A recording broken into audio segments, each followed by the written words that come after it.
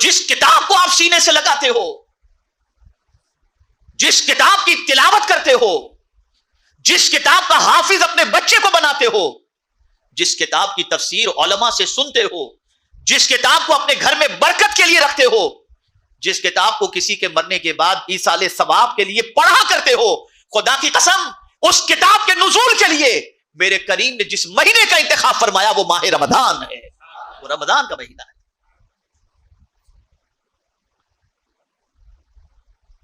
اور قربان جائیے کسی مہینے میں قرآن کی اتنی تلاوت نہیں ہوتی جتنی ماہ رمضان میں تلاوت ہوتی ہے۔ جو سال بھر قرآن کو نہیں چھوٹا وہ بھی رمضان شریف میں قرآن لے کر بیٹھ جاتا ہے پڑھنے کے لیے۔ اب تو اللہ خیر فرمائے، آہستہ آہستہ بہت سارے مسلمان اب قرآن پڑھنا نہیں جانتے اور نہ سیکھنا ضروری سمجھتے ہیں۔ اتنا بڑا مجمع ہے، میں اگر پوچھوں کہ آپ میں سے کتنے لوگ قرآن پڑھنا جانتے ہیں تو میں سمجھتا ہوں مور دین 90% لوگ اللہ کی کتاب کی تلاوت سے واقف نہیں ہوں۔ ان کا حال یہ ہے کہ صبح اٹھتے ہیں تو واٹس ایپ چیک کرتے ہیں، ان کا حال یہ ہے کہ صبح اٹھتے ہیں تو اخبار دیکھتے ہیں، ان کا حال یہ ہے کہ صبح اٹھتے ہیں تو بیڑی پیتے ہیں، ان کا حال یہ ہے صبح اٹھتے ہیں تو سگریٹ پیتے ہیں۔ العیاذ باللہ یہ پوزیشن۔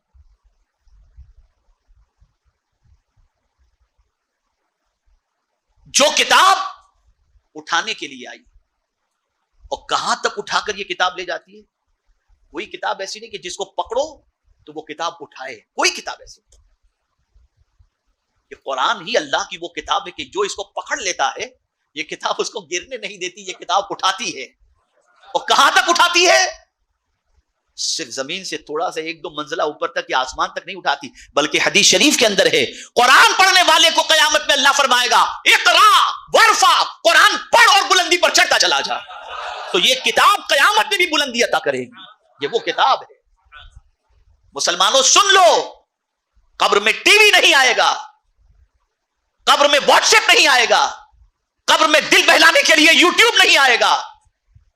قبر میں اگر تمہیں کوئی راحت عطا کرے گی کوئی چیز تو ختم قرآن کے بعد ہر قرآن ختم کرنے والا جو دعا کا آغاز کرتا ہے سب سے پہلے اسی سے، اللہم آنس وحشتی فی قبری، اے اللہ اس کتاب کو میرے لیے قبر میں مونس و غمخوار بنا دے۔ جو کتاب تمہیں قبر کے اندر بھی کام آنے والی ہے اس کتاب سے تمہارا تعلق کمزور نہیں بلکہ ختم ہو چکا ہے۔ آدمی سوچتا ہے میں اب اس عمر میں سیکھنے کے لیے جاؤں، ننھے بچے سیکھتے میں سیکھوں۔ تو میں آپ کو یہ بتاؤں کہ زیادہ تر قرآن سیکھنے والے صحابہ جو ہیں نا، زیادہ تر وہ آپ کو بڑی عمر والے ہی ملیں گے، یعنی عمر 20 25 30 گزارنے کے بعد، اس لیے کہ قرآن کا نزول جب ہوا تو پورا قرآن تو ایک ساتھ نازل نہیں ہوا، تھوڑا تھوڑا نازل ہوتا، سرکار کے صحابہ کو سرکار سناتے تھے، وہ یاد کرتے تھے اور پڑھتے تھے۔ تو اسلام قبول کرنے والوں کی پوزیشن کیا ہوتی؟ بچوں میں تو صرف حضرت مولا علی کرم اللہ تعالی وجہہ الکریم نے سب سے پہلے بچے میں انہوں نے اسلام قبول کیا۔ صدیق اکبر کی عمر کیا تھی؟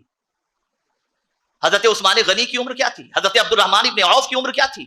ان لوگوں نے کب قرآن سیکھا؟ عمر کے اعتبار سے نہیں، ان کی عمر زیادہ تھی، انہوں نے قرآن سیکھا۔ پتا چلا قرآن سیکھنے کے لیے عمر کا معاملہ نہیں ہوتا۔ اور اگر کوئی یہ سمجھے لوگ کیا کہیں گے تو لوگ آپ کی قبر میں نہیں آئیں گے، قرآن آپ کی قبر میں آئے گا۔ لوگوں سے مت شرماؤ، اللہ کی کتاب سے اپنے رشتے کو مضبوط کرو، یہ کتاب تمہاری قبر کے اندر تمہارا دل بہلائے گی اور تمہیں سکون عطا کرے گی۔ کوئی مددگار بن کے قبر میں نہیں آئے گا۔ رحمت عالم نور مجسم صلی اللہ علیہ وسلم تشریف لائیں گے، یقیناً تشریف لائیں گے۔ اسی لیے اعلیٰ حضرت عظیم البرکت امام عشق و محبت کہتے ہیں قبر میں لہرائیں گے تا حشر چشم نور کے، جلوہ فرما ہوگی جب طلعت رسول اللہ کی۔ دل بہلانے والی چیز قرآن ہے۔ تو اس قرآن کے نزول کے لیے اللہ نے جس مہینے کا انتخاب فرمایا وہ کوئی اور مہینہ نہیں، سید الشہر شہر رمضان، ماہ رمضان کا اللہ عز و جل نے انتخاب فرمایا۔ پھر آپ دیکھیے نا، آپ کے ہاتھ میں تسبیح ہو تو آپ عبادت کر رہے ہیں، آپ قرآن کی تلاوت کر رہے ہیں تب آپ کے نامہ اعمال میں عبادت کا ثواب لکھا جاتا ہے۔ آپ محفل کے اندر بیٹھے اللہ اس کے رسول کا ذکر سن رہے ہیں تو عبادت کا ثواب لکھا جاتا ہے۔ اگر طواف کعبہ کر رہے ہیں تو آپ کے نامہ اعمال میں طواف کعبہ کا ثواب لکھا جاتا ہے. آپ میدان عرفات کے اندر احرام کی حالت میں وقوف کر رہے ہیں تو حج کا ثواب لکھا جاتا ہے. آپ مقام مزدلفہ کے اندر مغرب اور عشاء کی نماز ملا کر پڑھ رہے ہیں، عبادت کا ثواب لکھا جاتا ہے. لیکن ماہ رمضان اتنا عظمت والا مہینہ ہے کہ آپ روزے کی حالت میں ہے نا، سو رہے ہیں تو عبادت کا ثواب لکھا جا رہا ہے. سو رہے ہیں آپ، نہ آپ کے ہاتھ میں تسبیح ہے، نہ آپ تلاوت کر رہے ہیں، نہ آپ ذکر و اذکار کر رہے ہیں، کچھ بھی نہیں کر رہے، سو رہے ہیں، آرام سے مست سو رہے ہیں.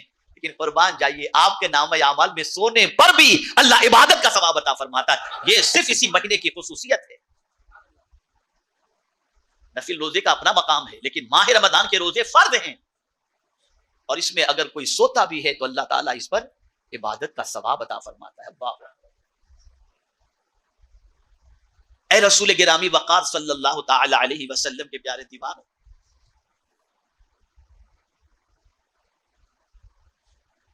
اسی طریقے سے آپ دیکھیں تاجدار کائنات صلی اللہ علیہ وسلم نے اس ماہ مبارک کو جہاں شہر عظیم فرمایا، وہیں پر اس ماہ مبارک کا نام رسول اعظم صلی اللہ علیہ وسلم نے شہر المواسات فرمایا، غمخواری کا مہینہ. یہ غمخواری کا مہینہ ہے. اللہ اکبر، اللہ اکبر. وہ لوگ جو سال بھر بخیل نظر آتے ہیں، ان کا بھی تھوڑا سا ہاتھ ماہ رمضان میں کھل جاتا ہے کہ چلو کچھ افطاری میں 2-4 کھجور ہی بھیج دو. تھوڑا سا تو کرنے کی کوشش کرتے ہیں. لوگ غریبوں میں کھانا بھجواتے ہیں، راشن بھجواتے ہیں، زکات تقسیم کرتے ہیں، مال لٹاتے ہیں. کچھ تو ایسے ہوتے ہیں جن کو افطار کرنے میں مزہ نہیں آتا، افطار کرانے میں مزہ آتا ہے. ایسے بھی لوگ، ایسوں کی کمی نہیں ہے، ایسوں کی کمی نہیں. یہ غمخواری کا جذبہ کہاں سے آیا؟ 11 مہینے کیوں نہیں ہوتا؟ رمضان میں یہ دل کیسے بن جاتا ہے؟ تو جس مہینے کو حضور نے فرما دیا غمخواری کا مہینہ، اللہ انسان کے دل میں یہ کیفیت خود پیدا فرما دیتا ہے اور بندہ یہ کام کرنے پر تیار ہو جایا کرتا ہے. یہ غمخواری کا مہینہ ہے. اور بعض تو بیپاری کے اعتبار سے سوچتے ہیں کہ نفل کا ثواب فرض کے برابر، فرض کا ثواب 70 فرضوں کے، تو زکات بھی ہم رمضان ہی میں بانٹیں گے تاکہ ثواب زیادہ ملے. تو یہاں میں سمجھا دوں، زکات کے لیے شریعت کی یہ قید نہیں کہ رمضان ٹو رمضان. آپ کے مال پر سال گزرا، آپ پر زکات واجب. اور میں یہاں پر عرض کر دوں، ثواب دینا یہ میرے رب کے قبضے قدرت میں ہے، کتنا دینا اس کے اختیار میں ہے. ٹھیک ہے نا؟ آپ یہ کوشش کرو کہ صرف رمضان شریف ہی کے اندر ثواب بڑھانے کی نیت سے نہیں، آپ رمضان سے پہلے بھی اپنی زکات نکال کر کے غریبوں کے گھر میں راشن بھر دو، تاکہ وہ رمضان میں روزہ کرے تو آپ کے لیے ہاتھ اٹھا کر دعائیں کیا کرے، اچھا کھائے تو آپ کے لیے دعائیں کیا کرے. اور یہاں ایک بات میں خاص طور پر عرض کر دوں، 4 مقامات ایسے ہیں جہاں پر بندہ اپنی دولت کو خرچ کرے تو اس دولت کا اللہ عز و جل قیامت میں نہ سوال پوچھے گا نہ اس کا حساب لے گا. 4 مقامات. آدمی اپنی بیوی بچوں کے پیچھے خرچ کرے، حلال کی کمائی کا، اسراف کی بات نہیں کر رہا ہوں، جو خرچ وہ اپنی بچوں کی، بیوی بچوں کی ضروریات کے اعتبار سے کرتا ہے، ان کی خوشی کے اعتبار سے کرتا ہے، اس کا قیامت میں کوئی حساب کتاب نہیں لیا جائے. ایسے ہی اگر کوئی اپنے ماں باپ کے پیچھے خرچ کرتا ہے تو کوئی حساب کتاب نہیں لیا جائے گا. اور ایسے ہی کوئی سحری کے لیے خرچ کرتا ہے، نہیں پوچھا جائے گا. افطار کے لیے خرچ کرتا ہے، نہیں پوچھا جائے گا. یہ 4 مقامات ایسے ہیں، اس پر خرچ کرو، قیامت میں تم سے کوئی سوال ہی نہیں ہوگا، کوئی سوال نہیں. اور میرے پیارے آقا صلی اللہ علیہ وسلم کے پیارے دیوانوں، رمضان کو رمضان کیوں کہتے ہیں؟ تو رمضان کے معنی ہوتا ہے جلنے اور جلانے کے. تو آپ دیکھتے ہیں، اب اس کو میں سمجھاؤں گا تو آپ سمجھیں گے اچھی طریقے سے.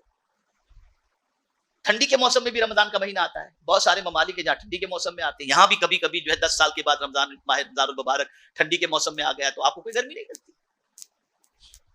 لیکن معاملہ یہ نہیں ہے. ہاں، ماہ رمضان آیا تھا گرمی کے موسم میں، اس لیے اس کا نام رمضان رکھا گیا، یہ بھی ایک روایت ملتی ہے. لیکن معاملہ یہ ہے کہ رمضان کے معنی ہوتا ہے جلنے کے. تو روزے دار جب روزہ رکھتا ہے نا تو اندر سے اس کا جگر جلتا ہے. کیا ہوتا ہے؟ بولیے. جگر کیا ہوتا ہے؟ بولیے. جلتا ہے اندر، جگر اندر جلتا ہے. اور جب یہ جگر جلتا ہے وہ گناہوں کو جلا دیتا ہے، وہ گناہوں کو جلا دیتا ہے۔ اسی لیے تو افطار کے وقت جلدی جلدی شربت اور پانی کی فکر رہتی ہے کہ اس سے ٹھنڈک پہنچے۔ آدمی جلدی سے پانی لاؤ، 2-4 گلاس ایک ساتھ پی لیا، شربت لاؤ پی لیا، تو اندر جلن ہو رہی ہوتی ہے، اور یہ جگر کا جلنا تمہارے گناہوں کو مٹا دیتا ہے، گناہوں کو جلا دیتی ہے یہ چیز۔ تو اے رسول اعظم صلی اللہ تعالی علیہ وسلم کے دیوانوں، بہت عظیم مہینہ سایہ فگن ہونے والا ہے۔ اللہ سے دعا کرو کہ یہ مہینہ نصیب ہو، اور اس مہینے میں اللہ ہم کو سلامت رکھے تاکہ عبادت اچھی طریقے سے ہم کر سکیں۔ ایک اور حدیث آقا کریم صلی اللہ علیہ وسلم نے بیان فرمائی، من صام رمضان ایمانا و احتسابا غفر له ما تقدم من ذنبه او کما قال، جس نے ماہ رمضان کے روزے رکھے ایمان کے ساتھ اور احتساب کے ساتھ، اللہ اس کے پچھلے گناہوں کو معاف فرما دیتا ہے۔ اب ایمان اور احتساب سے کیا مطلب ہے؟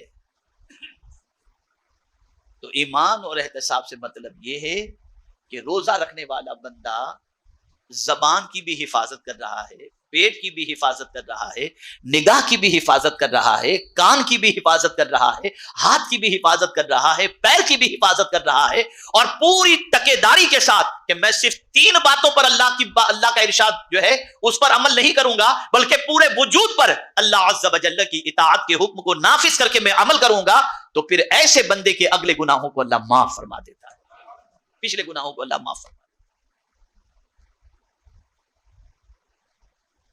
تو روزہ جب رکھو تو جھوٹ مت بولو، روزہ جب رکھو چغلی مت کرو، روزے کی حالت کے اندر غیبت مت کرو، روزے کی حالت کے اندر نگاہوں کو آوارہ مت کرو، روزے کی حالت کے اندر گانے غزلیں غیبت برائیاں کان سے مت سنو، روزے کی حالت میں برائیوں کی طرف مت جاؤ، روزے کی حالت کے اندر ہاتھ سے گناہ نہ کرو، بلکہ روزے کا پورا خیال کرتے ہوئے ہر چیز کو، پورے وجود کو اللہ کی نافرمانی سے روک لو کہ کوئی مجھ سے گناہ سرزد نہیں ہونا چاہیے۔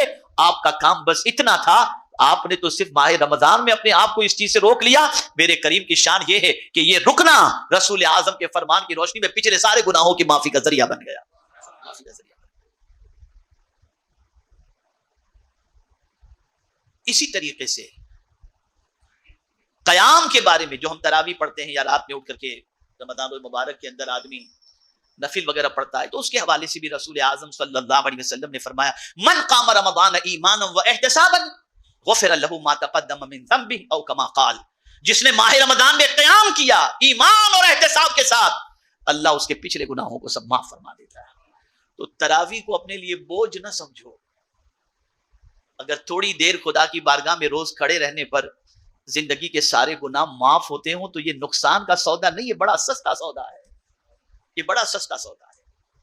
تو اے رسول اعظم صلی اللہ تعالی علیہ وسلم کے دیوانوں، تو عرض کرنے کا منشا یہ ہے کہ ماہ رمضان المبارک کے اندر